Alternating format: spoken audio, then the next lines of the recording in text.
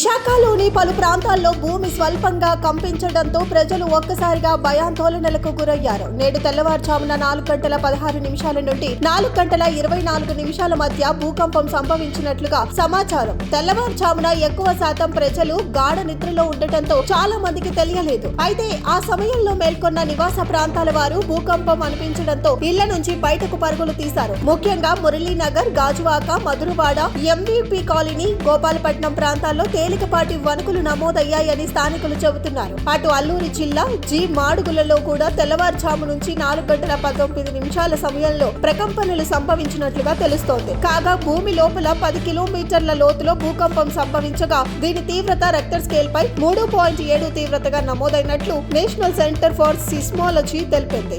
ఈ భూకంపం తక్కువ తీవ్రతతో రావడంతో ప్రస్తుతం ఎలాంటి ప్రాణ నష్టం, ఆస్తి నష్టం వివరాలు లేవని అధికారులు తెలిపారు. అయినప్పటికీ ముందు జాగ్రత్త చర్యలుగా ప్రజలు అప్రమత్తంగా ఉండాలని సూచించారు.